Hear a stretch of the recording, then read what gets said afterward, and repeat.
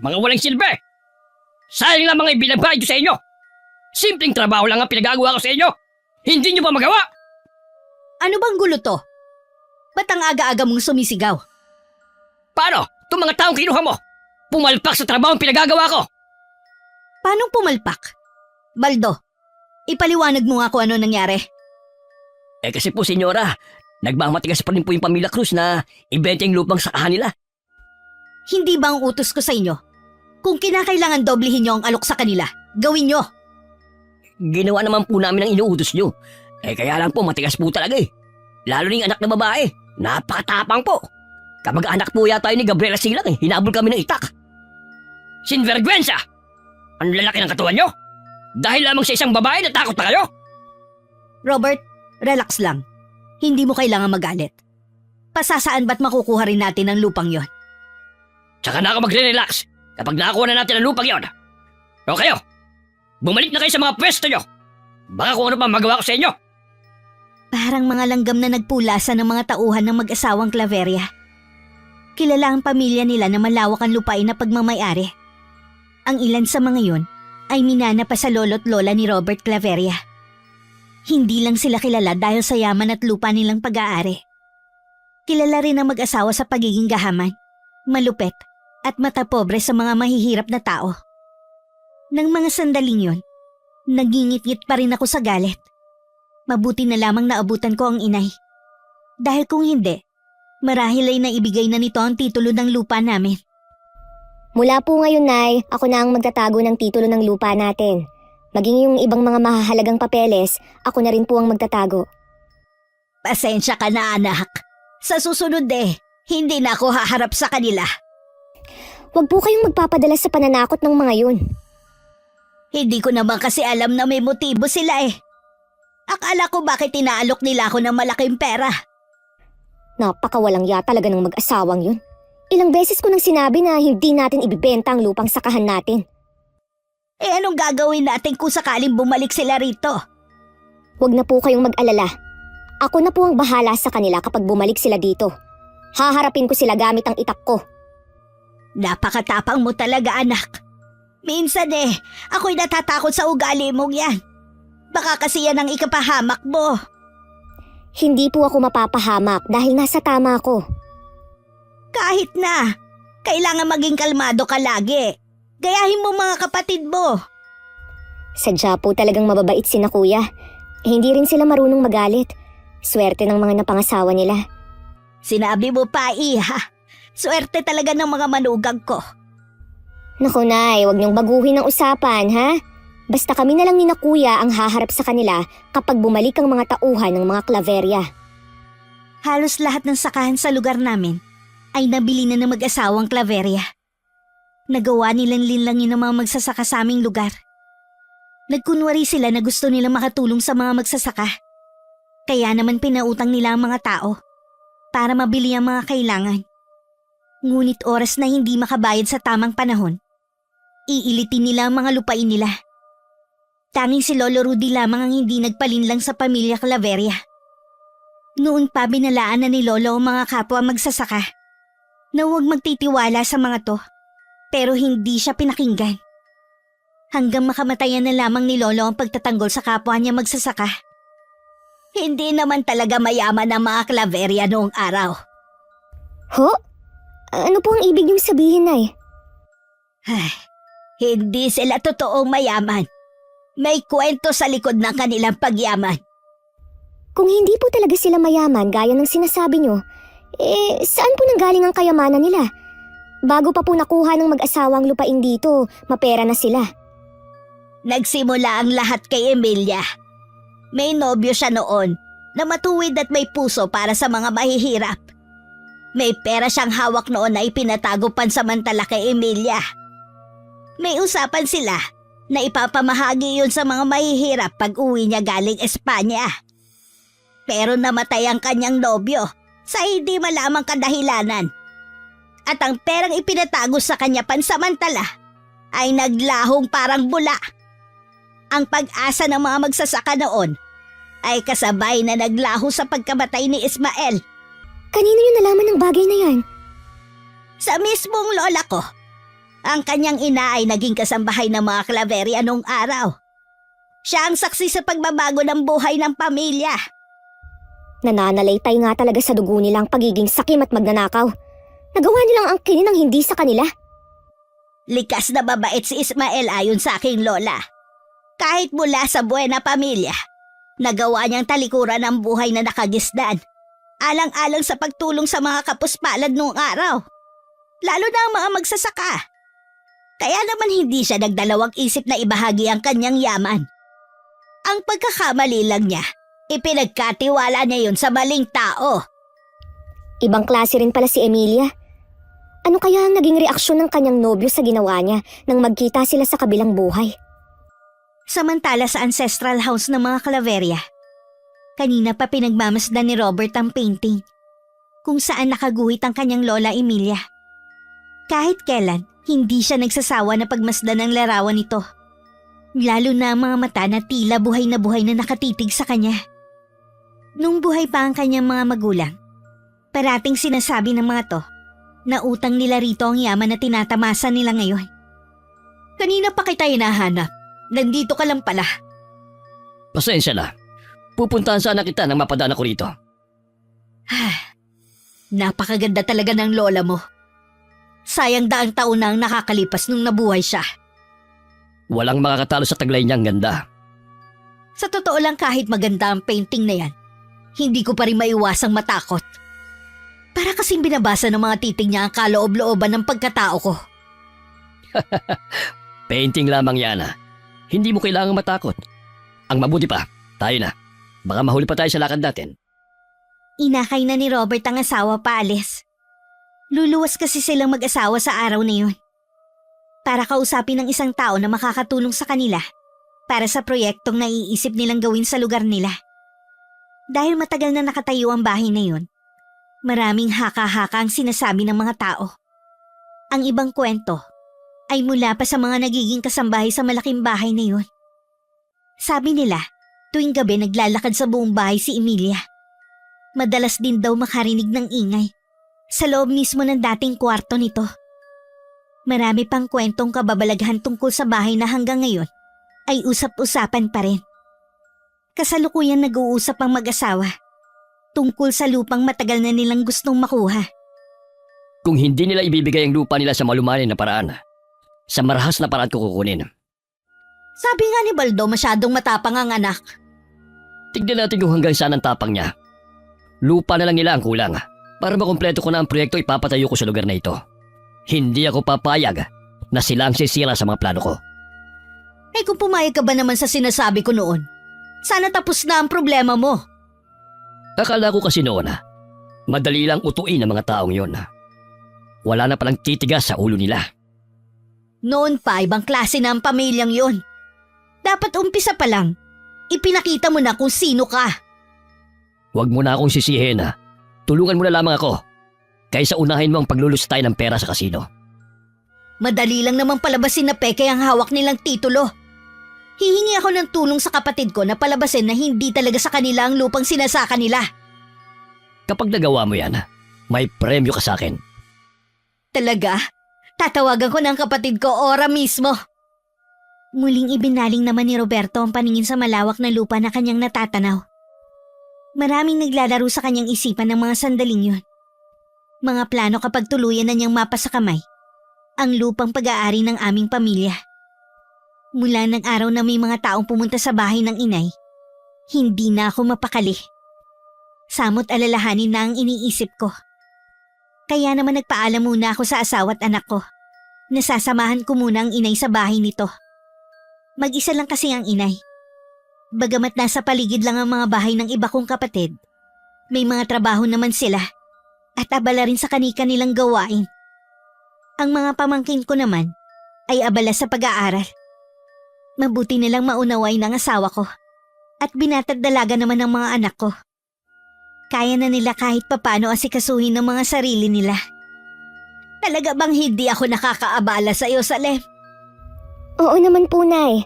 Kesa sa lagi akong nag-aalala sa inyo, hindi naman kayo masamahan nila kuya at abala sa bukid. Mabuti ayos lang sa asawa mo. Alam niyo naman po na mabait si Julio. Nauunawaan niya po ako. Kung hindi nga lang po siya abala sa bukid ng ama niya, gusto rin niyang dito mag-uwian. Napakaswerte mo takatagpo ka na katulad ni Julio. Teka, sasakyan ba yan? Parang sa tapat natin huminto ah. Teka lang po, Nay, lalabasin ko lang. Sasama rin ako. 3 magagarang sasakyan ang sunod-sunod na nakaparada sa tapat ng bahay namin. Ang ilan sa mga kalalakihan na bumaba sa isang sasakyan ay nakikilala ko. Huling bumaba si Baldo, na taga rito sa amin. May dala itong payong at saka lumapit sa huling sasakyan. Mula doon bumaba ang isang babae na may magarang damit. Tadtad ng alahas ang buong katawan at nakukulapulan ng makeup ang mukha. May hinala na ako kung sino siya. Tuwid ko siyang tinignan habang palapit.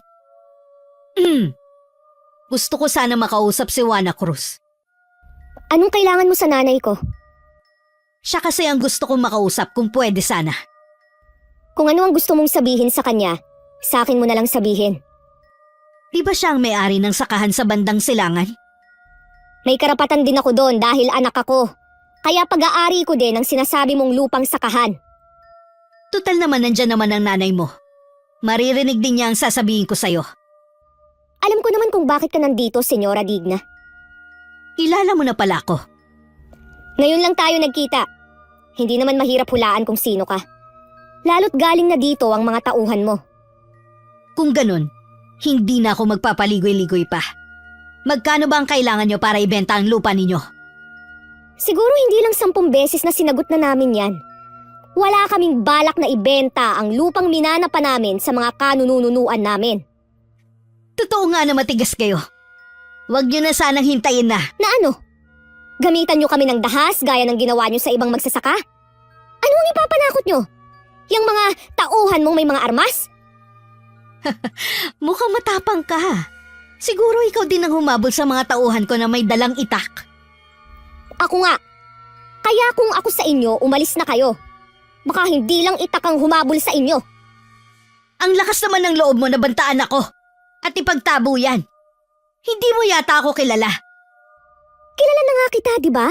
Binanggit ko pa nga ang pangalan mo eh. Mabuti pa po, senyora. Umalis na po tayo rito. Huwag kang apurado, Baldo. Pasensya na po. Pakinggan mo na lang ang sinasabi ng tauhan mo, senyora. Wala ka naman kasing mapapala kahit magtagal ka pa dito. Hindi pa tayo tapos, babae. May pangalan ako, Salem. Wala akong pakialam. Ito ang tandaan mo. Magiging amin din ang lupang sakanyo sa kahit na anong paraan. Abay, huwag mo kaming pinagbabantaan sa sarili naming lupa. Baka dyan ka matumba.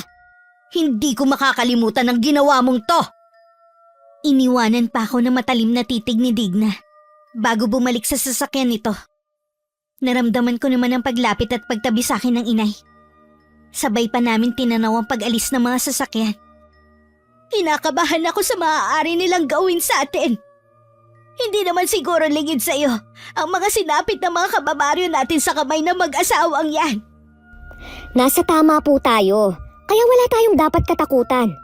Naniniwala po ako na may hangganan ng kasamaan nila. Mapuputol din ang kasakiman nila.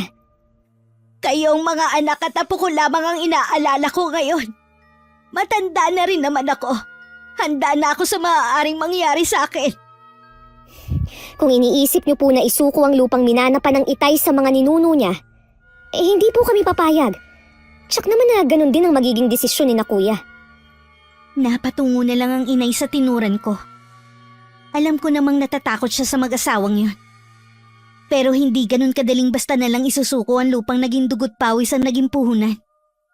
Samantala sa ancestral house ng mga Claveria, nagpupuyos naman sa matinding galit si Digna. Noon lang kasi siya napaya ng ganun sa buong buhay niya. Nasanay siya na lahat ng tao ay lumuluhod sa pamilya nila. Makita pa lang ang isa sa kanila na palapit. Lahat yumuyuko at nagbibigay na ng respeto. Anong nangyari sa lakad nyo? Tama nga ang sinabi ni Baldo. Matapang ang babaeng yun. Hindi niya ako hinayaan na makausap ko ang nanay niya. Bakit kasi kailangan ikaw pang pumunta roon? Tignan mo tuloy nangyari. Wala ba siyang ginawang masama sa'yo? Wala naman. Pero napahiya ako sa mga sinabi ng hampas lupang yon. Huwag ka na ulit pupunta sa lugar na yon. Hindi. Ipaubaya mo na sa akin ang bagay na to. Humanda sa akin ang babaeng yun. Wala pang nakagawa nun sa akin. O sige.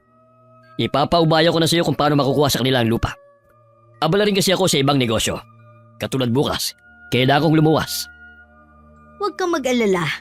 Bago ka bumalik dito, nasa mga kamay ko na ang titulo ng lupa ng mga pobreng yun. Sabay pa nagtawanan ng mag-asawa na pumuno sa 4 na sulok ng silid na yun. Nang makaalis si Robert, nagplano naman si Digna kung paanong pananakot ang gagawin sa pamilya ko. Masinsinan pa niyang kinausap si Baldo. Bumakas naman sa mukha ng lalaki ang pagtutol nito, pero sa huli ay sumang-ayon din siya sa amo niya. Pagsapit ng gabi, hindi agad ako nakatulog. Binabagabag pa rin ako sa nangyaring paghaharap namin ni Digna. Noon ko napatunayan na hindi makikita sa itsura ang tunay na ugali, kundi kung ano ang lumalabas sa bibig. Oo anak, bakit hindi ka pa natutulog? Po? Hindi ho ako makatulog, Nay. Kayo po, bakit gising pa? Mula nang mamatay ang ama ninyo, bihira na ang pagkakataon na diretso ang tulog ko. Iniisip mo ba yung paghaharap niyo ni Senyora Digna? Oo, nararamdaman ko po na may masamang binabalak ang bruhang yun. Paano ko ibenta na lang natin ang lupang sakahan? Nay naman, hindi po kami papayag. Nag-usap na po kaming magkakapatid. Baka kasi lalo nila tayong guluhin eh. Kaya nga po nandito ako. Poprotektahan ko kayo sa abot ng makakaya ko. Hindi po mangyayari sa atin ang ginawa nila sa ibang inagawan nila ng lupa. Kung sino pa talaga ang babae, siyang napakatapang. Hindi katulad ng dalawang mong kuya. Kalmado lang sila kahit galit na. Tanging ikaw lang ang nakakuha ng ganyang ugali sa ama mo. Kailangan ko po kasing maging matapang. Lalo na ngayon. Naiintindihan ko naman. Sana may tumulong sa atin para hindi maagaw ang ating pagmamay-ari. Huwag na po kayong umasa. Hawak ng pamilyang yun ang buong bayan natin. Hindi rin tayo papanigan dahil pobre lang tayo. Paano natin sila lalabanan kung ganon? May kahinaan din po ang mga yan. Hindi habang buhay, pwede nilang ipagsanggalan ng pera nila. Hindi na umimik ang inay. Niyaya ko na rin siyang mahiga na kami. Nakakaramdam na rin kasi ako ng antok ng mga sandaling yun. Tiniyak ko din munang nakasara na lahat ng bintana at pinto ng bahay. Kinabukasan bago pumunta sa bukid, masinsinan muna kami nag-usap ng mga kapatid ko tungkol sa suliranin na kinakaharap namin. Binalaan pala sila ng mga kapwa magsasaka na mag-iingat sa mag-asawang Claveria. Ikinuwento rin sa kanila ang mga kalupitan na sinapit ng iba nang makipagmatigasan na ibenta sa mga ito ang lupa. Mapaganon man, hindi ako nagpatinag. Hindi man lang ako kinabakasan ng takot. O anong sabi ng mga kuya mo? Nakita ko kasi kayo nag-uusap eh. Binalaan daw kasi sina kuya ng mga kapwa magsasaka nila tungkol sa mag-asawang Claveria. Sabi ko na sa'yo, patindi ang mga yun. Palibhasa na sanay na nakukuha nila ang kanilang gusto. Hindi nila maaaring gawin sa atin ang mga ginawa nila sa iba. Lupa natin to, kaya kailangang ipaglaban natin. Paano kung gawin din nila sa atin ang mga ginawa nila sa mga inagawa nila ng lupa? Huwag po kayong matakot. Hindi ko hahayaan na may masaktan ni isa sa pamilya natin. Huwag mo silang maliitin. Naalala mo yung mga katawan na natagpuan dati na wala ng buhay? Bulong-bulungan noon na sila ang nasa likod ng karumal-dumal na krimen na yon. Ano pong gusto niyong gawin? Isuko na lang basta ang lupang minana pa ng Itay sa mga ninuno niya? Kaligtasan naman natin lahat ang inaalala ko. Lahat kami ni na kuya, sumasang-ayon na hindi basta isusuko ang lupang ito. Ipaubaya niyo na lang sa amin ang bagay na ito. Aninag pa rin ang labis na takot sa mukha ni inay. Hindi ko naman siya masisi na makaramdam ng takot. Dahil halos lahat ng mga kakilala namin ay nasaksihan mismo nito kung paano pinahirapan ng pamilya Claveria. Hindi ko lang maamin kay inay ng mga sandaling yun na nakakaramdam din ako ng matinding takot. Mas nangingibabaw nga lang ang kagustuhan kung wag mawala ang lupa namin. Ganon din naman ang dalawa kong kapatid. Nung araw na yon walang pasok ang mga anak ng panganay kong kuya. Binilinan ko sila. Nabantayan muna ang kanilang lola Wana. Ang sabi ko lang uuwi ako sa bahay namin sa kabilang baryo. Pero ang totoo niyan, sa dating kinatitirikan ng bahay ng lola namin ako nagtungo. Sa pinakadulo na yun ng sityo. Sa paligid ng lumang bahay, madawag na ang buong paligid. Sa likod ng bahay ako dumiretso. Isang malaking bato ang naging palatandaan namin noon ni Lola. Meron kaming ibinaon doon na alam ko na balang araw ay magagamit ko. Tama nga po kayo, Lola. Hindi dapat ako nagsasalita ng tapos. Dahil baka balang araw, kainin ko rin ang mga sinabi ko. Panalo na kayo, Lola. Hindi ko na matatakasan ang nakatakdang kapalaran ko. Ginabi na ako ng uwi sa bahay ng inay. Pagdating ko naabutan kong umiiyak ang inay. Sa nanginginig na tinig, ipinaliwanag niya ang nangyari. Umakyat naman agad sa ulo ko ang galit nang malaman ko na galing doon ang mga tauhan ni Digna. Tinakot di umano sila at pinagbantaan. Sinaktan pa nito ang dalawa kong kapatid. Mga hayop sila! Pabuti na lamang dumating ang mga kapitbahay natin. Kanya-kanya silang dala ng pamalo. Kaya siguro natakot ang mga yon at umalis. Kumusta po sina kuya? Maayos naman ang lagay nila. May mga tinamulang silang mga pasa sa katawan. Mamaya po pupuntahan ko sila. Bakit hindi na lang natin ibigay sa kanila ang hinihingi nila? Nay naman, ganun niyo ba kadali na ibibenta ang lupa natin? Ito na nga lang ang natitirang alaala sa atin ng Itay eh. Nakita mo naman kung ano ang kaya nilang gawin. Hanggang kailan kayo magmamatigas? Kaya sila namimihasa kasi walang kumakalaban sa baluktot nilang gawain. Bahala ka na nga. Bahala kayo ng mga kapatid mo. Alam kong nag-aalala lang ang inay sa aming lahat. Pero iisa ang nasa puso't isipan naming magkakapatid. Na huwag ipagbibili ang lupa namin sa mag-asawang Claveria. 2 araw na wala namang nangyaring panggugulo sa amin. Pero sa pangatlong araw, dumating sina Baldo at 5 kasama nito. Nagkataon na kami lang ng inayan nandun sa bahay. Ano na naman ang ginagawa niyo rito? Hindi kami titigil sa panggugulo sa inyo hanggat hindi kayo pumapayag na ibenta sa amo namin ang lupain nyo. Ang kapal naman ng pagmumukha niyo. Sino ba kayo ha? Mga bayaran lang naman kayo. Alam niyong mali ang ginagawa ng amo niyo pero sinusunod niyo pa rin. Kasasabi mo lang na bayaran kami. Natural, susunod talaga kami. Di ba mga kasama? Oo, tama! Ikaw, Baldo, dati nang inagawan ng pamilya Claveria ng lupain ng pamilya mo. Paano mo naaatim na gawin din sa amin ang ginagawa nila? Huwag mong mabanggit-banggit ang pamilya ko rito. Wala silang kinalaman dito. Hindi ka na ba talaga marunong mahiya, ha? Galing sa marumi ang pinapakain mo sa pamilya mo. Talagang ginagalit mo akong babae ka, ha? Wag! Wag mo sasaktan ang anak ko! Maawa na kayo sa amin! Kung hindi sana kayo nagmamatigas, hindi nyo kailangan masaktan. Nakikiusap ako sa inyo! Lubayan nyo na kami! Hayaan nyo na lang kami mamuhay ng tahimik! Huwag kayong magmakaawa sa kanila, Nay. Mas matigas pa sa bato ang mga puso ng mga yan. Alam mo naman pala eh. Bakit nagtatabang-tapangan ka pa, ha? Kung hindi nyo kami titigilan sa panggugulo, mapipilitan na akong lumapit sa otoridad para sila na lang ang bahala sa inyo. Ano ka mo? Tama bang narinig ko? Hoy babae, nakakalimutan mo na yata kung sino kinakalaban nyo. Kahit kanino ba kayo magsumbong, wala silang magagawa. Hawak ng amo namin ang bahay na ito. Napayakap na lamang sa akin si inay sa takot. Binasag pa ng mga to ang lahat ng pasong may nakatanim na halaman. Maging ang mga sako-sakong palay ay itinapon nila at inapak-apakan sa lupa. Dahil sa nararamdaman kong galit sa nakikita kong ginagawa nila, nagdilim ang paningin ko at sinugod ang mga ito. Isinalya naman ako ni Baldo sa lupa. Hinila niya ang buhok ko at saka pilit na itinayo. Napaigik naman ako sa sakit. Parang matatanggal na ang buhok ko sa anit dahil sa higpit. Bitiwan mo ka anak ko! Hayop ka! Wala ka bang konsensya? Wala ka bang nanay at kapatid na babae? Wala akong pakialam sa sinasabi mo, tanda! Tumabi ka! Hayop! Huwag mo may tulak-tulak ang inay! Pinilit kong kumawala sa pagkakasabunot sa akin ni Baldo. Agad kong dinaluhan si inay na napaupo sa lupa. Itinayo ko siya at saka niyakap.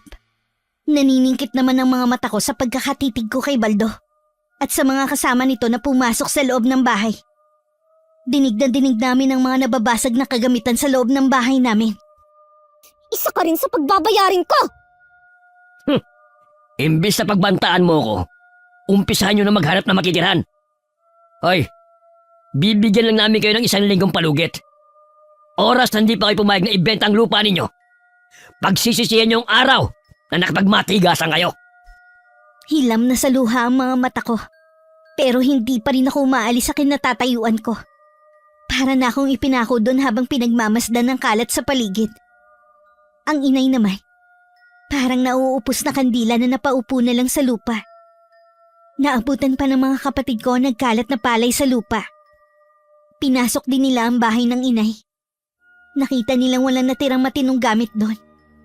Lahat sinira at binasag. Nagpa siya ang mga kapatid ko na i-report ang insidente sa otoridad. Pero pinigilan sila ng inay. Mag-aaksaya lang kayo ng oras nyo. Wala rin naman sila magagawa. Kahit nanay, kahit paano, alam nila na may ganitong insidenteng nangyayari. Kailan ba kinatigan ng batas sa mga mahihirap na katulad natin sa Lem? Alalahanin mo na lang ang mga nauna sa atin. Buhay pa ang naging kapalit. Pero nakuha ba nila ang hustisya? Di ba hindi? Hayaan na lang po ba natin na apak-apakan tayo sa sarili nating bahay? Walang masama kung iiwas na lang tayo. Lupa lang to. Mas mahalaga ang buhay natin. Ang lupang ito, Nay, katumbas na rin ang buhay natin. Kapag ibinigay natin to sa kanila, para na rin nila tayong inalisan ng hininga. Napailing-iling na lamang ang inay, habang patuloy sa pagtulo ang mga luha sa kanyang mga mata. Pumanig naman ang mga kapatid ko sa akin. Pare-pareho kaming nanindigan na hindi ibebenta ang lupa namin. Nang sumunod na araw, muling nanggulo ang tauhan ni Digna. Pero sa pagkakataong yun, handa na kami. Sa labas pa lang ng bakuran, hinarap na namin sila habang nakaumang ang itak namin. Umalis na kayo kung ayaw niyong gumulong ang mga ulo niyo sa lupa! Matapang ka talaga. Pero sinisiguro ko sa'yo na hindi mo kami mapipigilan. Babalik at babalik pa rin kami.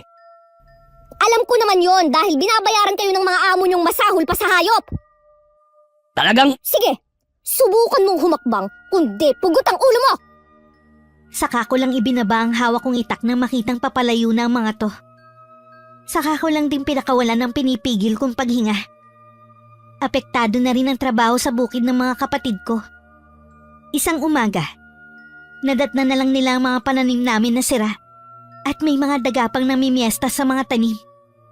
Malaking dagok yun sa buong pamilya namin. Iisang tao lang ang naiisip namin na gagawa nun. Walang iba kundi si Digna. Parang nagbalik sa alaala ko ang nakaraan. Ganito kasi ang nangyari noon. Ginigipit nila ang mga magsasaka para makuha ang lupang pagmamay-ari nila. Hindi po nila magagawang kamkami ng lupang ito. Hindi kami papayag nila, kuya. Hindi na ako tututol sa anuman ang gusto niyong gawin. Sana lang, hindi tayo matulad sa mga taong sinasabi ko sa'yo. Manalig lang po tayo, Nay. Hindi tayo pababayaan ng Diyos. Maiba nga pala ako. Tila nagsawa na ang mga taong yun sa panggugulo sa atin. Ilang araw na kasi silang nananahimik. Sa totoo lang, Nay, kinakabahan po ako sa pananahimik nila. Nararamdaman ko po na meron silang hindi magandang binabalak. Napaantanda pa ang inay dahil sa aking tinuran. Hindi makakaila sa kanya na kinakabahan din siya. Nag-usap kami ng mga kapatid ko. Nanindigan din sila na kahit anong mangyari, hindi kami susuko. Kahit puno man ng pangamba ang mga dibdib namin, umaasa pa rin kami na titigilan na kami ng mag-asawang Claveria. Panay din ang dasal namin para sa kaligtasan ng mga mahal namin sa buhay. Lingid sa aming lahat, tama nga ang kutob ko. May masamang pinaplano si Digna. Tingnan ko lang kung makapagmatigas pa sila. Ano po ba yung papel na hawak nyo, senyora? Ito ang orihinal na titulo ng lupa ng mga Cruz. Ito ang magpapatunay na hindi sila ang totoong may-ari ng lupa na ilang taon na nilang sinasaka. Kung ganun po madali na natin sila mapapalis. Tama ka, Baldo. Ang mabuti pa ihanda mo ang sasakyan. Gusto kong ako mismo ang magpapalaya sa kanila sa lupa ko. Kasalukuyang nasa balkonahe ang inay habang nasa loob ako ng bahay. Malakas ang boses niya nang tawagin ako. Tila meron sa tinig nito na kakaiba kaya naman napalabas ako ng kusina. Sinundan ko ang tinitingnan ng inay. Bigla naman umahon ng galit sa akin nang makita ko ang paparating na sasakyan. Lumabas ako ng bahay. Inutusan ko rin ang pamangkin ko na tawagin ng mga kapatid ko. Tumaas baba ang dibdib ko sa matinding emosyon ng mga oras na yun. Pinipigilan ko rin ang panginginig ng kamay ko dahil sa galit. Nang bumaba si Digna habang nakasunod si Baldo na hawak ang payo, hindi ko maiwasang lihim na mapaismid. Hindi mo ba kami titigilan? Ano bang meron sa lupa namin para kamkamin mo? Relax lang! Hindi naman ako pumunta dito para makipag-away sa pobreng katulad mo. Pobre pala eh! Eh anong ginagawa mo sa lugar ng mga pobre? Nakikita mo ba tong hawak kong papel? Ito lang naman ang magpapatunay na hindi kayo ang tunay na nagmamay-ari ng lupang sinasaka nyo. Ano? Ganyan ka na ba kadesperada para makuha ang lupa namin? Sa tingin mo, ganun kami katanga? Makinig ka sa akin. 10 ng miyembro ng pamilya mo. Wala kayong karapatan sa lupang tinatapakan nyo. Hindi nga kayo nagbabayad ng amilyar. Tapos inangkin nyo pa ang lupang hindi naman sa inyo. Hindi ako naniniwala sa hawak mong papel. Meron din kami dito na nagpapatunay na kami ang tunay na may-ari ng lupa namin. Bakit hindi mo muna basahin ang dala kong mga papeles para maliwanagan ka? Hindi na kailangan. Natitiyak ko naman na puro kasinungalingan lang ang nakasaad sa papel na dala mo. Ikaw ang bahala. Pero binibigyan ko lang kayo hanggang sa 1 linggo para lisanin ang lupang nabili ko sa tunay na may-ari. Oy, harap mo sa akin kung sino ang tinutukoy mo na totoong may-ari ng lupang pagmamay-ari ng pamilya ko. Bakit pa? Nabili ko na rin naman ang lupang to. Kaya ako na ang bagong may-ari nito. Kaya sa ayaw at sa gusto nyo, aalis kayo. Bago pa ako makahuma, nakatalikod na si Digna. Naiwan naman kami nakaamang at pare-parehong nagtatanong ang mga mata sa isa't isa. Samantalang si Digna, hindi na maalis-alis ang ngiti sa labi. Alam kasi niyang naisahan niya kami. Pagdating niya sa kanila, naroon na si Robert. Tama bang naiisip ko na galing ka sa mga Cruz? Oo, binigyan ko lang sila ng ultimatum. Kapag hindi sila umalis sa lupa natin, mapipilitan akong gumamit ng dahas para lang mapaalis sila doon. Kung ganon nagtagumpay ka sa naging plano mo? Oo naman, sabi ko naman sa'yo, ako na ang bahala eh. Magaling Hana. Sa wakas mapapasa atin na ang lupa ng mga Cruz. Matutuloy na rin sa wakas ang proyektong gusto kong ipatayo sa lugar na ito. Ngayon palang binabati na kita. Alam ko magtatagumpay ka sa plano mong yan. Hindi ako papayag na meron hahadlang sa'yo. Nagtawanan pa ang mag-asawa. Dahil pakiramdam nila, nagtagumpay na sila sa kanilang plano. Habang sila'y nagsasaya, kabado naman kami. Hindi rin ako makatulog sa gabi. Labis din ang pag-aalala ko sa mga susunod na araw. Dumating na nga ang kinatatakutan naming sandali. Ang sapilitan kaming palayasin sa sarili naming lupa. Wala kaming nagawa dahil may mga kasamang otoridad at may dala silang mga dokumento na nagpapatunay na ang mga Claveria na may-ari ng lupa namin. Nakikiusap ako sa inyo. Umalis na lang tayo na mapayapa. Isipin niyo ang mga bata, ang mga apo ko. Silang naiipit sa gulog to. Pero Nay, atin ang lupa na to. Nasa atin ang katibayan na tayo ang nagmamay-ari ng lupa natin. Tama ka, pero nasa palig nila ang batas. Wala tayong laban sa kanila. Nang araw na yun sapilitan giniba ang bahay namin. Itinapon sa labas ng bahay ang mga damit at gamit naming lahat. Nakatikim pa ng bugbog ang 2 kong kuya nang manlaban ng mga to. Iniharang lamang ng mga asawa nila ang katawan para hindi sila tuluyang damputin ng mga inaakala naming poprotekta sa mga katulad naming mahihirap. Ang tanawing yun at iyakan ng mga pamangking ko ay tumatak na sa isipan ko. Nangako ako sa sarili ko. Babawiin ko ang ninakaw nila sa amin. Matulin na lumipas ang 1 linggo. Nakarating sa aming kaalaman, katulad ng nangyari sa amin. May pamilya muli ang nawalan ng tinitirhan at sakahan. Sumusobra na talaga ang kasamaan nila. Hanggang kailan ba pahihintulutan ng Diyos ang mga ginagawa nila sa ating mahihirap? Maswerte pa rin tayong matatawag dahil buo pa rin ang ating pamilya. Hindi katulad ng iba dahil sa kagustuhang lumaban. Buhay nila ang naging kapalit. Balang araw, magwawakas din ang kasamaan nila. Nagtataka namang napatitig sa akin ng inay. Tila inaarok nito ang aking sinabi. Umiwas naman ako at nagpaalam na lalabas muna ng kubo kung saan kami pansamantalang nakatira. Gustuhin ko mangumuwi sa pamilya ko. Hindi pa yun ang tamang panahon. Habang marami ang nawawalan na matitirhan, nagpapakasaya naman ang mag-asawa.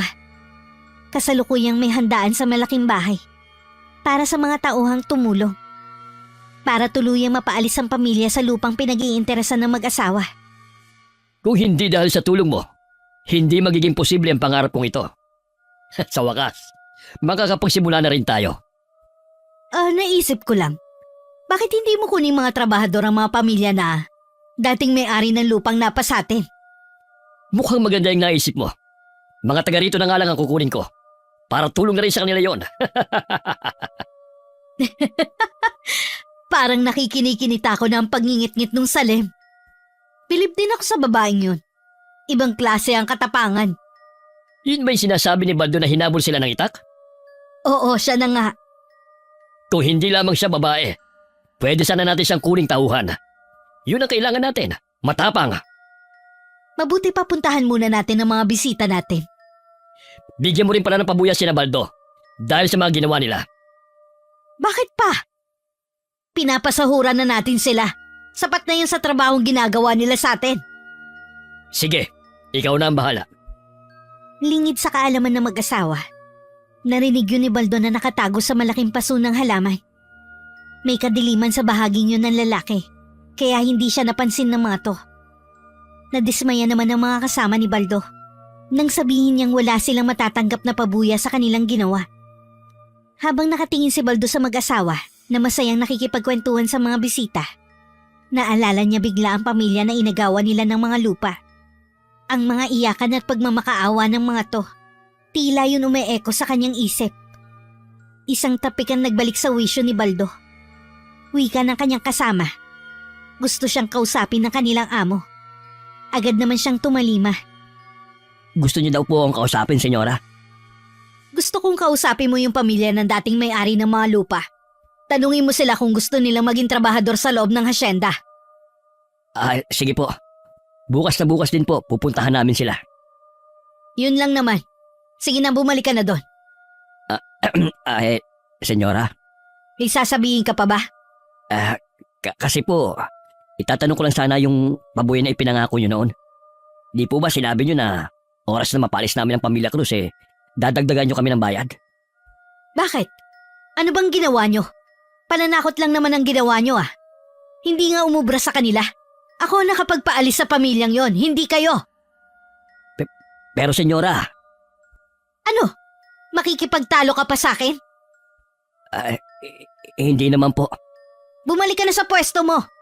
Sabihin mo rin sa mga kasama mo na pagbutihin ang pagbabantay sa paligid. Tumangulang si Baldo at sa kabahagyang yumuko bilang pagbibigay galang. Sinundan naman siya ni Digna ng tingin at saka naiiling na binalikan ng asawa sa kumpulan ng mga bisita. Kinabukasan, agad na nagtungo si Baldo at mga kasama sa bagong tinitirhan namin. Agad na nag-init ang dugo ko nang makita sila. Talaga bang hindi nyo kami titigilan, ha? Nakuha nyo na ang gusto ng mga amo nyo. Ano pa ba ang kailangan nyo sa amin? Hindi kami nandito para manggulo. Meron lang pinapasabi si Senyora Digna. Ano pa ang nakalimutan ng amo nyong sakim? Baka gusto niya daw pumasok na trabahante sa asyenda. Ano ka mo? Gusto ng amo nyo na maging trabahador kami sa asyenda nila? Maliban pala sa pagiging sakim ng amo nyo, may sira na yata sila sa ulo. Sa tingin mo, papayag kami? Hindi lang naman kayong inaalok niya magtrabaho eh. Kung ayaw mo, sasabihan mo na lang ang mga kapatid mo. Sasabihin ko na ngayon ang sagot namin. Huwag na kayong babalik dito kung ayaw niyong anihin ang galit namin. Hindi kami papayag na maging alipin ng mga taong nagnakaw ng lupa namin. Wala na nga kayong lupa eh. Napakatapang mo pa. Hindi lang ako matapang na babae. Malupit din ako. At ikaw ang kauna-unahang makakaranas ng puot ko kapag hindi mo kami tinigilan. Ang kaninang mabining hangin ay naging mas malakas na tila may ipo-ipo sa paligid. Halos dumapa na rin sa lupa ang mga sanga ng puno na nasa paligid. Nahintakutan namang napaatras si Baldo at ang mga kasama niya. Bago nagsisakayan, napatingin sa akin si Baldo. Baka sa mukha niya ang sindak na tila ba naging nakakatakot ang anyo ko. Hanggang marating nila ang loob ng asyenda. Nanginginig pa rin sila sa takot. Baldo! Nasaan ka? Nandito na po ako. Saan ka ba nagpunta? Kanina pa kita hinahanap. Galing po ako sa likod. Meron kasing pinapatingin si Manang Fe. Ang trabaho mo magbantay. Hindi para sumunod sa utos ng kusinera namin. Pasensya na po. Wala po kasi yung boy eh. Kaya nakiusap sa akin si Manang. O siya, tama na ang paliwanag. Kaya kita tinatawag dahil sa sumbong ni Raul sa akin. Ano yung sinasabi niya? Hindi ko rin po maipaliwanag eh. Kayo bang dalawa ay gumagamit ng bawal na gamot? Hindi po, senyora. Bakit sabi ni Raul? May kababalaghan daw nangyari nung pumunta kayo sa bagong tinitirhan ng pamilyang Cruz. Hindi ko nga rin po maipaliwanag yung nangyari. May isa mang kukulam yata yung babaeng yun eh. Ang tanda mo na naniniwala ka dyan? Ang lalaki ng katawan nyo. Humangin lang, natakot na kayo? Hindi lang po dahil doon. Nag-iba po kasi itsura ni Salem. Para siyang naging matandang hukluban. Tama na nga, Baldo. Ayoko na ulit na maririnig sa inyo ng mga kasama mo ang tungkol sa bagay na yan. Maliwanag ba? Opo, senyora. Hindi naman talaga naniniwala si Digna sa mga kababalaghan o sa sinasabi nilang mangkukulam. Pero may naalala siyang kwento nung bata pa siya tungkol sa isang matandang manggagaway. Inalis na lang niya yun sa kanyang isipan. Nagdadala lang kasi yun ng takot sa kanya. Napalingon siya nang makitang palapit si Robert. Bakit mo pinapagalitan si Baldo? May nagawa na naman bang kapalpakan ng tao yun? Wala naman. May sinabi kasi sa akin si Raul. Tinanong ko siya kung ano ba yun. Hindi rin daw niya maipaliwanag. Pinagpipilitan nila na isa raw kababalaghan na nangyari sa kanila. Anong klaseng kababalaghan naman? Ay nako, wag na nga nating pag-usapan yan. Wala namang kwenta. Tsaka sinabihan ko na sila na ayoko nang marinig sa kanila ang bagay na yon. Siya nga pala, bukas ay luluwas ako. May kinalaman sa proyektong sisimulan na sa isang buwan. Kaya pupunta ako roon. Gusto mo bang sumama? Hindi na, ikaw na lang. Kung sasama pa ako sa'yo, walang mag-aasikaso dito sa hasyenda. Sige, magtawagan na lamang tayo kapag nandun na ako. Ang mabuti pa ipapahanda ko na kay Manang ang hapunan natin. Sige, susunod lang ako maya-maya. Nang umalis ang asawa niya kinaumagahan, inabala na lang ni Digna ang sarili sa mga gawain sa hasyenda. Pinagmamasdan niya ang mga tauhan na tila langgam sa pagkilos. Tuwing nasa paligid siya, hindi nila maiwasan na mataranta. Dahil batid nila kung gaano siya kalupit na amo. Patungo na sana siya sa gazebo nang mapatingin sa isang lugar kung saan nakatambak ang mga dayami. May isa kasi doon matandang babae na may mahabang buhok. Nakatingin lamang yun kay Digna. Malabo ang ekspresyon ng mukha nito. Tinawag niya si Baldo na nasa di kalayuan. Ano po yun, senyora? Sino yung matandang babae na yun? Yung nakatayo malapit sa mga dayami. Wala naman pong matanda roon. Ayun oh! Saan nagpunta yun? Nandyan lang siya kanina. Wala naman po ako nakita na matanda eh. Tsaka po, walang trabahante na matandang babae rito. Sigurado ako sa nakita ko. Pero saan siya nagpunta? Baka po namamalikmata lamang kayo. Akala nyo matanda ang nakita nyo. Mabuti pa uuwi na muna ako. Baka pagod lang to. Bantayan mo muna ang mga trabahante natin. Baka mamaya Meron na namang tatamad-tamad sa trabaho. Opo, senyora. Ako na pong bahala rito. Nang nasa loob na si Digna ng kwarto niya, doon niya naramdaman ang pagbigat ng ulo. Para yung may malaking batong nakadagan. Pumipitik din ang sentido niya. Pasuray-suray na lumapit sa kama at saka nahiga. Sandali niyang ipinikit ang mga mata niya. Pero pagmulat niya ng mga mata, puro kadiliman lamang ang sumalubong sa kanya. Napasigaw na lamang siya sa takot. Tulong! Manang! Pumunta ka dito sa kwarto ko! Wala akong makita! Digna, gising. Nananaginip ka. Robert! Akala ko nasa Maynila ka. Kararating ko lamang kanina nang sabihin sa akin ni Manang Fe na nakita kanyang walang mali sa sahig. Ibig sabihin, panaginip lang yun. Ano bang napanaginipan mo? Ay, hindi ko na maalala. Ano bang nangyari? Bakit natagpuan ka ni Manang sa sahig? Nahimatay ka ba? Baka kailangan madala sa ospital. Baka nabago ang ulo mo. Okay lang ako. Ang natatandaan ko lang nakaramdam ako ng matinding hilo. Tapos wala na akong maalala. Sigurado ka na ayaw mong magpadala sa ospital? Magpapatawag na lamang ako ng doktor. Wag na. Ayos lang talaga ako. Okay, sige. Kung hindi talaga kita mapilit. Pero magsabi ka lamang kung may nararamdaman ka. Oo, wag ka na mag-alala pa. Bakit nga pala nandito ka na agad? Di ba sabi mo 3 araw ka sa Maynila? Maaga kasing natapos ang kailangan kong gawin. Kaya umuwi na ako. Kumain ka na ba? Kung hindi pa sabay na tayo. Bigla kasi ako nakaramdam ng gutom Gutom ka pa ba? Ba't sabi ni Manang Faye kumain ka na kanina? Ha? Bakit wala akong natatandaan na kumain na ako? Ano bang nangyayari sa'yo, Hana? Baka dala nga lang siguro ng pagkahimatay ko kanina. Kaya sa ayaw at sa gusto mo, dadalhin kita sa doktor bukas. Napatango na lang si Digna. Nang sumulyap siya sa labas ng bintana, madilim na pala. Hinabukasan kahit tumutol siya, dinala pa rin siya ni Robert sa doktor. Naging maayos naman ang pagsusuri sa kanya. Lingid sa kanilang mag-asawa, nagsisimula na ang paghihiganti ko. Ano ba ang pinagkakaabalahan mo, Salem? Lagi ka kasing nawawala. Gumagawa po ako ng paraan kung paano maibabalik sa atin ang lupang ninakaw ng mag-asawang yun. Sumuko ka na lang. Wala naman tayong magagawa Hindi po ganun kadali ang sinasabi niyo. Masakit man pero ayoko may isa sa inyo ang masaktan ulit.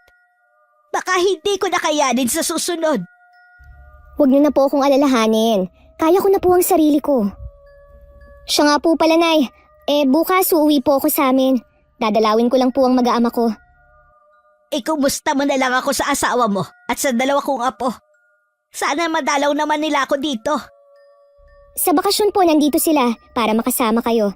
Namimiss na rin naman nila kayo Nang tumalikod si inay, tsaka ako naman inilabas ang maliit na supot na kinalalagyan ng mga buhok. Ibinaon ko yun sa ilalim ng lupa pagkatapos mag-usal ng wikang Latin. Pagkatapos lihim ako nakipagkita kay Baldo. Meron siyang inabot sa akin na supot. Sinilip ko yun at napangiti pa ako. Mangako ka na hindi mo idadamay ang pamilya ko, Salem. Huwag kang mag-alala. Walang mangyayari sa pamilya mo. Pagkatapos ng paghihiganti ko, babawiin ko rin ang sumpa sa anak mo. Magigising siya sa mahimbing niyang pagkakatulog. Aasahan ko yan. O paano? Kailangan ko nang umalis. Hindi ako maaaring mawala ng matagal sa asyenda. Tinanaw ko na lamang ang mabilis na paglayo ng lalaki. Binala kong gamitin si Baldo para sa maitim kong balak. Para mapasunod ko siya, ginamit ko ang kanyang pamilya. May 3 siyang anak at babae ang bunso. Isang orasyon ang ginawa ko para mapahimbing ang pagkakatulog ng dalagita. Tsaka ako nagpanggap na manggagamot. Kinausap ko ang asawa niya para banggitin ako kay Baldo. Yun ang umpisa ng kasunduan namin. Kapalit ng kaligtasan ng anak niya, kailangan niya ipagkanulo ang amo niya. Umpisa pa lang to, Digna, sa gagawin kong pagpapahirap sa'yo. Sa pagkakataong ito, hindi ka maililigtas ng yaman mo.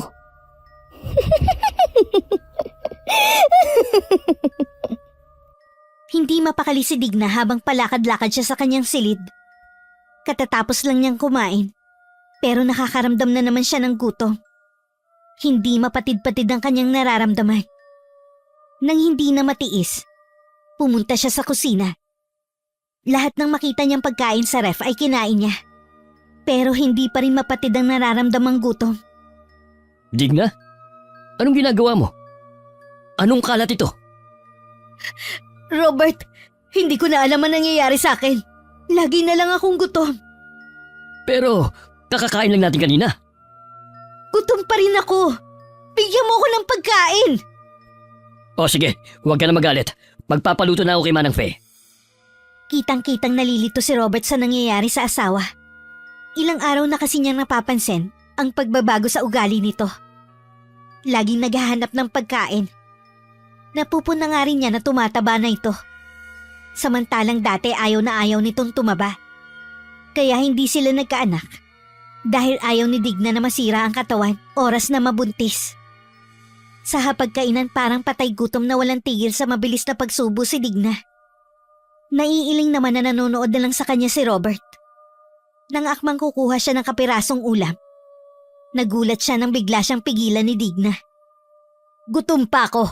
Akin yan. Sige, sa'yo na ang lahat ng pagkain na nakahain. Magkakape na lamang ako. Pasensya ka na, Han. Hindi ko lang talaga mapigilan ang pagkain ko. Palagay ko'y kailangan nating lumuwas para mapatignan ka. Wala naman akong sakit eh. Hindi ba sakit ang nangyayari sa katawan mo? Hindi ka naman ganyan eh. Pakiramdam ko kasi may mga gumagalaw sa loob ng tiyan ko. Sa tingin ko sila ang dahilan kung bakit ako nakakaramdam ng gutom.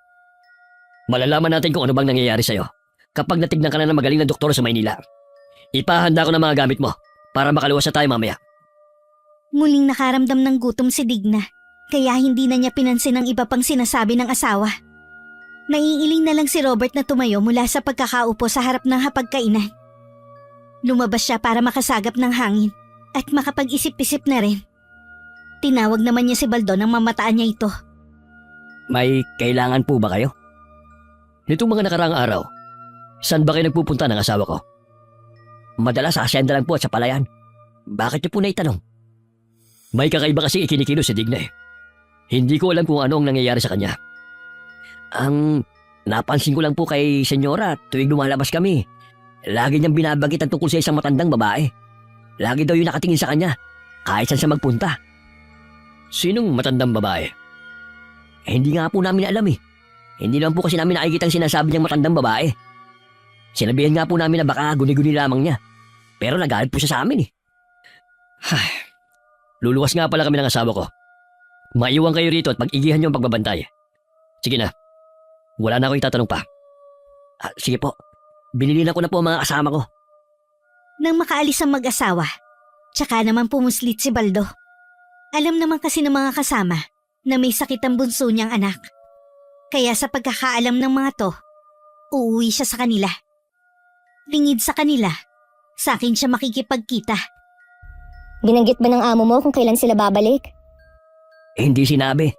Pero palagay ko, magtatagal sila ron. Lumalala na kasi ang kondisyon ni Senyora Digna. Malala na yun sa'yo. Hindi pa yun ang pinakamatinding mararanasan niya. Anong ibig mong sabihin? Kulang pa yung kabayaran sa mga ginawa nilang mag-asawa. Kung ganun, hindi pa matatapos ang paghihiganti mo? Matatapos lang ang sumpang iginawad ko sa kanya oras na wala na siyang buhay. Ibig mong sabihin, mamamatay si Senyora Digna? Kulang pa ang buhay niya bilang kabayaran sa mga ginawa niyang kalupitan. Titiyakin ko na maghihirap muna siya ng husto.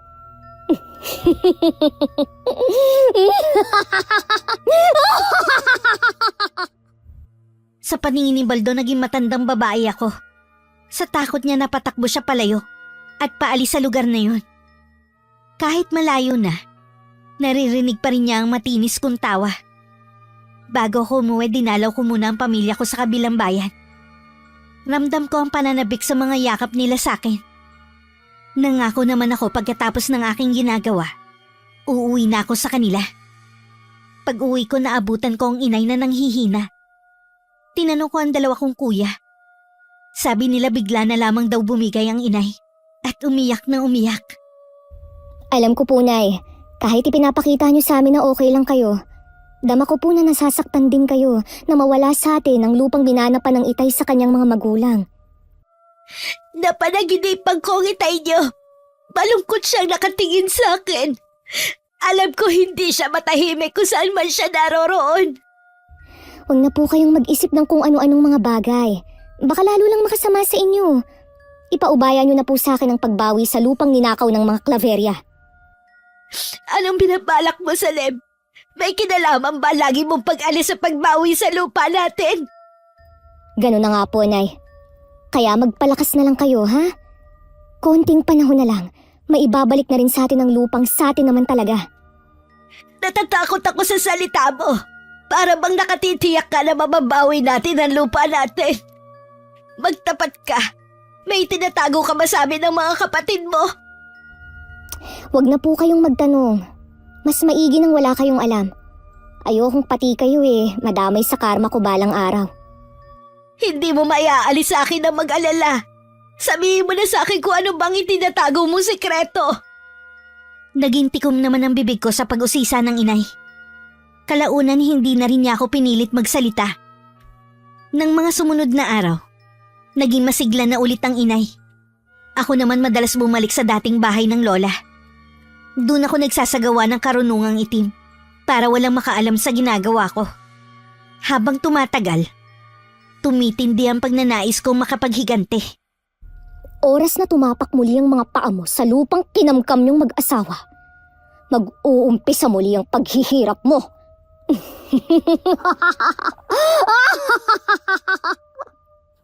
Sa ancestral house ng mga Claveria, kabababa lang na mag-asawa sa sasakyan na makaramdam na naman ng kakaiba si Digna. Pilit na lang niya yung itinago sa asawa para hindi na to mag-alala. Maraming doktor ang tumingin sa kanya, pero lahat sila ay walang makitang diferensya sa kanya. Maaaring dala lamang daw ng pagod at sobrang pag-iisip kaya napagbabalingan niya ang pagkain.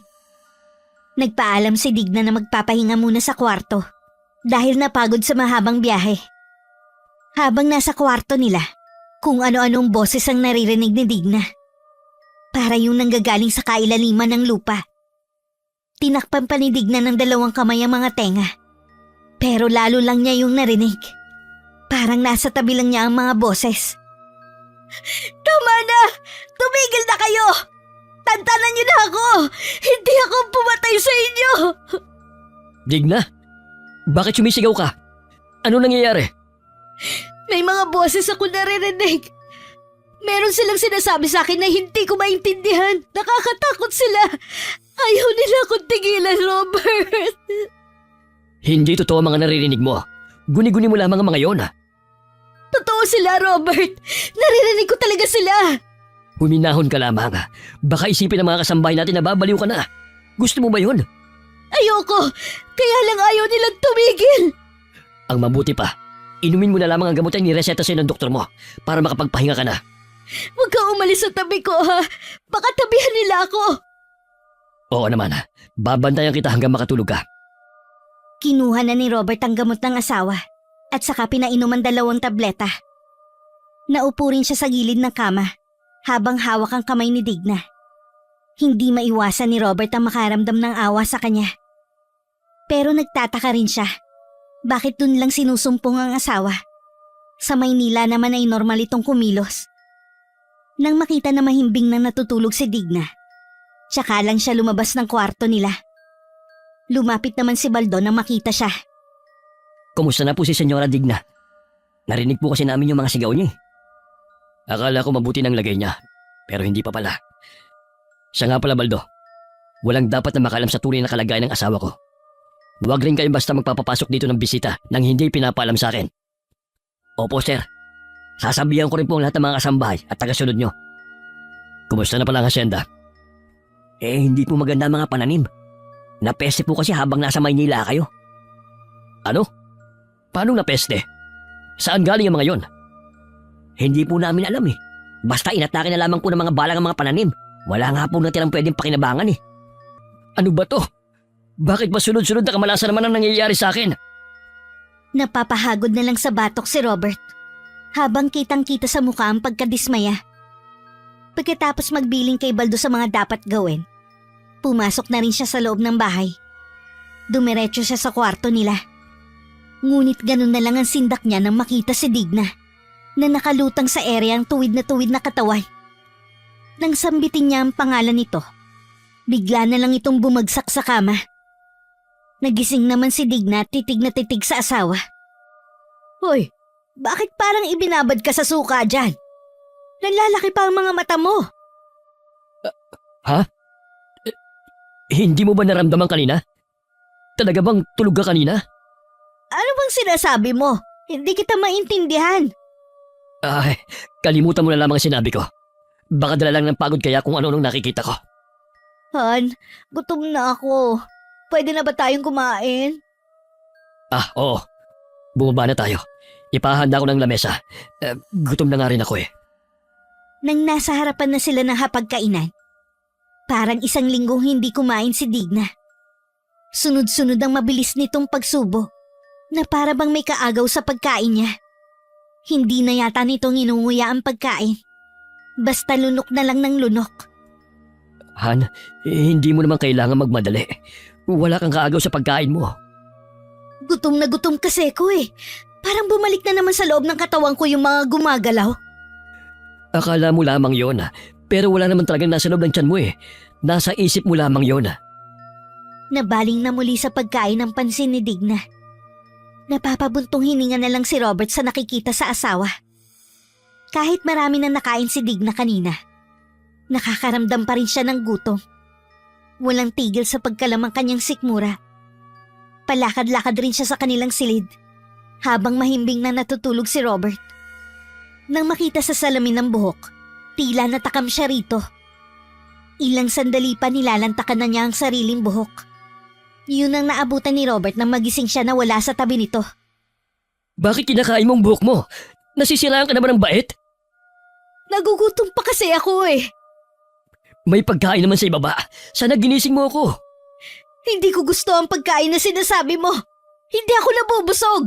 Pero bakit ang buhok mo pang naisipan mong kainin? Hindi ko alam na buhok ko na pala to.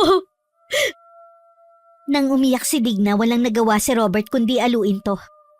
Mula nang kainin ng asawa ang buhok nito, hindi na niya inaalisan nito ng tingin. Dinoble rin niya ang pinapasahod sa mga kasambahay at ibang tauhan para tumahimik sila sa nakikita nilang pagbabago sa asawa niya. Hindi lang buhok ang kinakain ni Digna, maging ang mga kuko nito. Minsan nahuli pa ni Robert na kinakain nito ang sariling laman. Wala siyang nagawa kundi itali ito sa kama. Tuwing matino naman si Digna, tsaka lang pinapakawalan ni Robert. Minsan akala niya matino ito kaya naisipan niyang pakawalan. Ngunit ilang minuto pa lang ang nakakalipas, narinig na niya ang malakas na tili ng isa nilang kasambahay. Tumitili ito habang tinuturo si Digna na kumakain ng lupa. Nahagip pa ng paningin ni Robert ang bulate na nasa bibig nito. Mula noon hindi na niya muna pinakawalan si Digna, hanggat hindi bumubuti ang kalagayan nito. Pakawalan mo ako dito, Robert! Maawa ka! Hindi ako hayop para itali mo! Hanggat hindi ka nagtitino, hindi kita pakakawalan. Nakakahiya kapag may nakalam sa ginagawa mo. Maniwala ka, Robert. Hindi ko gusto ang nangyayari sa akin. Parang meron lang bumubulong sa akin na gawin yun. Tama na! Sawang-sawa na ako sa sinasabi mo may boss kang naririnig. Hirap na ako. Pakawalan mo na ako dito. Patawarin mo ako. Para din sa'yo yan. Robert! Wag mo akong iwan dito! Pakawalan mo ako! Nang maisara ang pinto, tsaka lang hinayaan ni Robert na mamalisbis ang mga luha sa mga mata niya. Awang-awa na kasi siya sa kalagayan ng asawa. Isang pasyang nabuo sa kanya. Bukas na bukas din ay luluwas na sila. Nakarating naman ang plano ni Robert sa akin. Gumawa ako ng paraan para hindi matuloy ang plano nilang pag-alis. Mukha pong hindi kayo makakaalis. Delikado pong bumiyahe kapag ganyang masama ang panahon. May dadaanan pa naman po kayong parang bitukang manok. Nakapagtataka naman. Kanina lamang ay maganda ang panahon. Hindi na nga po maintindihan ang panahon ngayon eh. Minsan ibabalita magiging maulan, pero maghapon namang mainit. Wala naman yatang sinabi sa balita na may bagyo. Sana naman bukas maganda na ang panahon.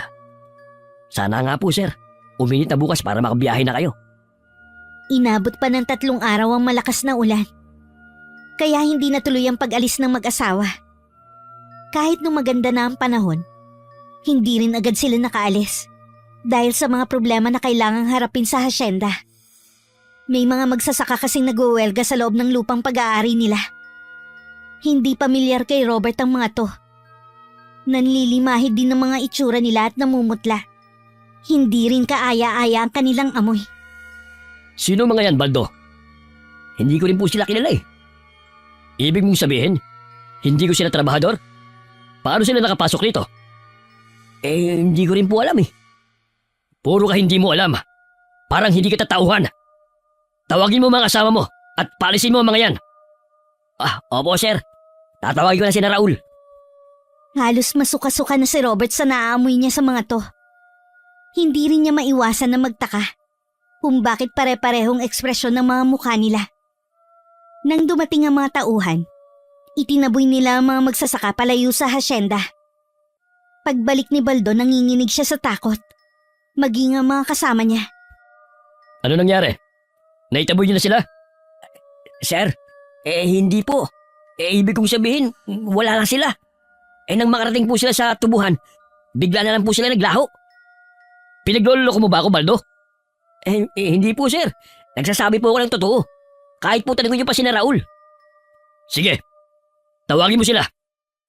Matapos marinig ang iisang pahayag ng mga tauhan, hindi na nawala ang pagkunot ng noo ni Robert sa kanila.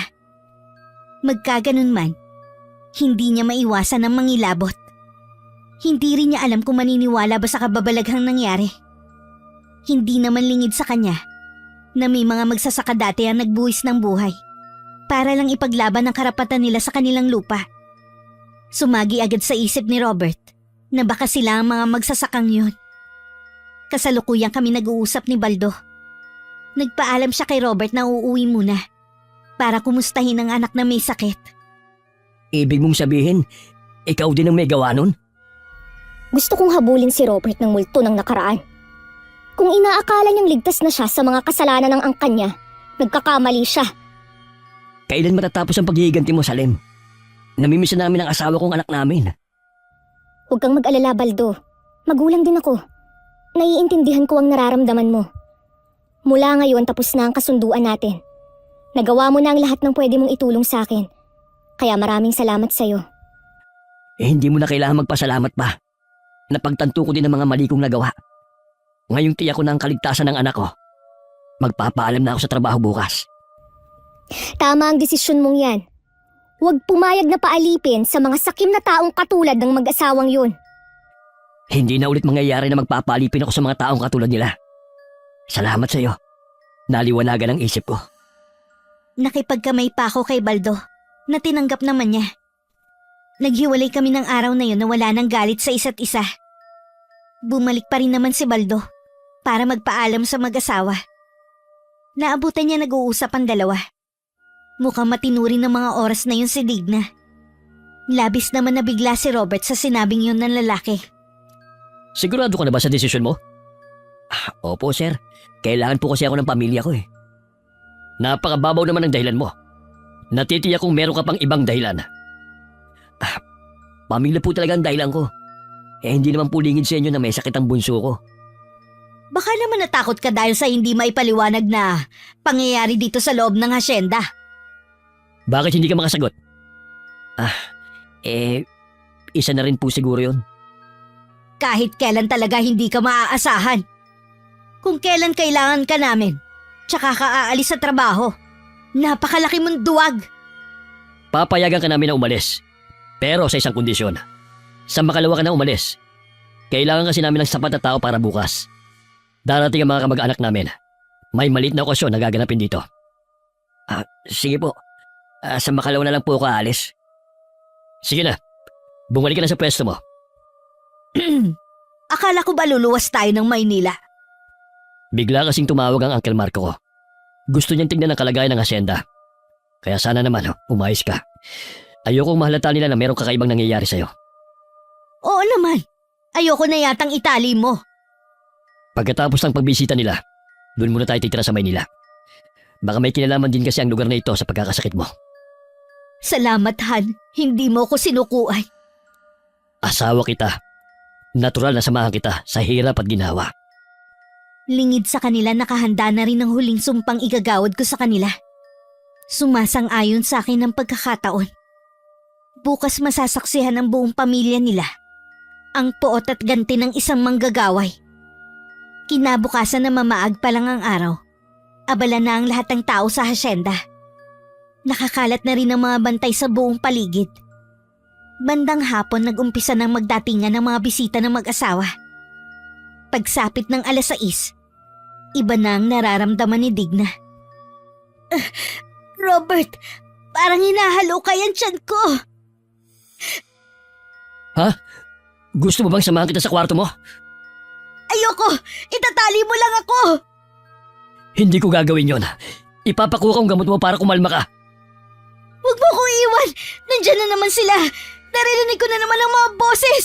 Kumalma ka lang. Nandito lang ako. Tinabig lang ni Digna ang kamay ng asawa na nakakapit sa kanya. Pagkatapos bigla siyang tumakbo sa gitna ng mga bisita. Nagtataka naman ang tingin sa kanya ng lahat. Si Robert ay kabado ng mga sandaling yun. Pero lahat ay nagimbal sa mga sumunod na pangyayari. Bigla na lang may lumabas na mga insekto sa lahat ng butas ng katawan ni Digna. Lahat ng yun ay nasaksihan ng mga bisita. Lumaki din ang tiyan nito at saka pumutok. Nilabasan din yun ng iba't ibang insekto. Napatulala na lang si Robert sa nangyari, habang ang mga tao ay nagsisigawan sa matinding takot. Si Baldo na nasa di kalayuan, halos bumaliktad ang sigmura sa nasaksihan. Tiyak isa yung pangyayari na hindi makakalimutan ng buong pamilya. Pagkatapos mailibing ang asawa, ang huling balita namin kay Robert ay nanatili lamang ito sa Maynila at wala nang balak umuwi sa lugar namin. Kami naman ng pamilya ko nagsasaya dahil sa wakas nabalik na sa amin ang lupang pag-aari ng pamilya namin. Matindi talaga ang karma sa mga taong sakim. Tama kayo, Nay. Walang buting maidudulot ang panlalamang sa kapwa. Tingnan niyo na lang ang nangyari kay Digna. Usap-usapan ng mga tao na isang mabagsik na manggagaway ang gumawa nun sa kanya. Pero sino nga kaya yun? Huwag niyo na pong pag-aksayahan ng panahon ng pag-iisip kung sino ang gumawa nun sa kanya. Ang importante, na ibalik na sa atin at sa iba pa ang lupang kinamkam ng sakim na hasyendera na yun. Tanging ako lamang ang nakakaalam ng madilim na sikreto na yun ng aking lola. Lingid kay inay at sa dalawa ko pang kapatid. Sa akin ipinamana ng lola na nanay ni Itay ang kanyang karunungang itim. Nung una hindi ko tinanggap dahil naniniwala ako na galing yun sa dyablo. Ayokong maging masama, pero dahil sa nangyari sa pamilya namin, napilitan akong hukayin muli ang kaalaman na nagsalba sa aming lahat. Magkaganon man pipiliting kong magbalik loob upang hindi ko na maisipang gamitin ang aking karunungang itim. Wakas,